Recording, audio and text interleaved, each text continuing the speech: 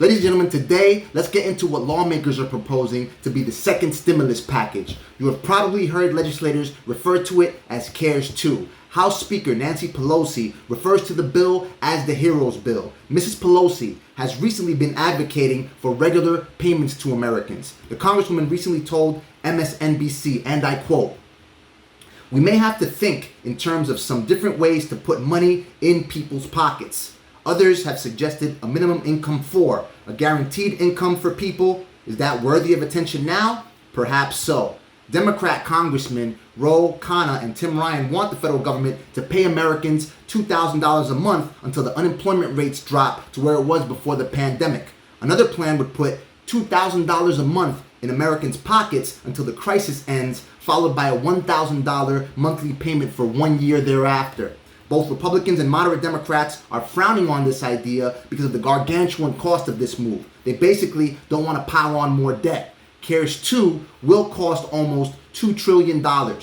Federal Reserve Chairman Jerome Powell, who called for more stimulus last week, has said that now is not the time to worry about the deficit. The primary focus needs to be recovering the economy using the Fed's financial instruments and with additional stimulus if necessary. Overall, Democrats want to extend the extra $600 a week federal payment for unemployment.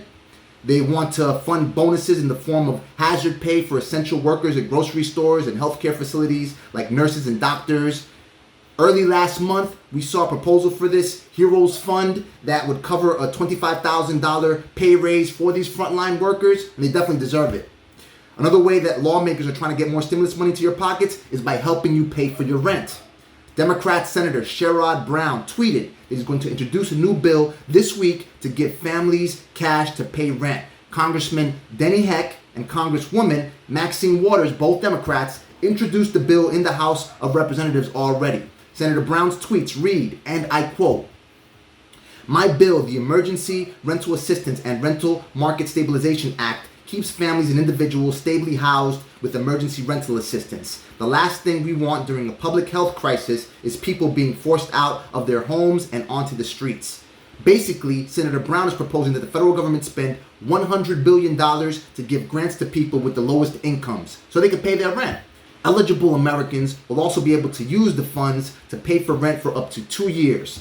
They will also be able to pay for up to 6 months of past due rental payments and late fees. Renters could also use the money to move to another apartment by paying for security deposits, credit repair, credit checks, legal services, and other relocation expenses. Democrats in the House of Representatives want to vote on the next stimulus package next week. They go back to work on May 11th, 2020. Democrats also want to pump $25 billion into the Postal Service and allow voters to send ballots by mail. Democrats want another $500 billion for state governments. GOP lawmakers such as Senator Mitt Romney and Republican state governors are supporting more funding for states. Other Republicans and public officials say that the government has already pumped $150 billion into state governments. They want to stop and see how that works for them before giving the states more money. Some Republicans are quickly putting the brakes on any form of additional spending like the CARES Act. Republican lawmakers argue that it is too soon to keep spending and adding to the country's debt. Several Republicans want to see how the first stimulus package will impact the economy before passing a new one. On national TV, Republican Congressman Jim Jordan from Ohio said that the best stimulus is to reopen the country. Mr. Jordan told Fox News the following, "Well, I think the best phase 4, the best rescue package, the best stimulus, the best bailout, use whatever term you want, the best one is to go back to work, and states are starting to reopen, and that is a good sign. So the best phase 4 is go back to work, plain and simple. That's what we need to be focused on. It's good to see governors are doing that. I hope every state starts to move back to work.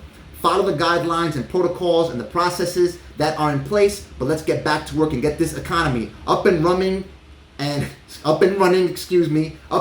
humming again."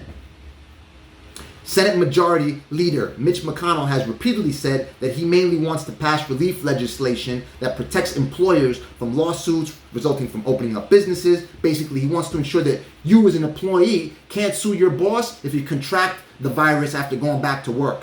As you know, the Don, President Donald Trump, wants a payroll tax cut in the next relief package. However, you now have 33.5 million people that have filed for unemployment insurance over the last 7 weeks. So you may have a hard time finding who that payroll tax cut is going to benefit.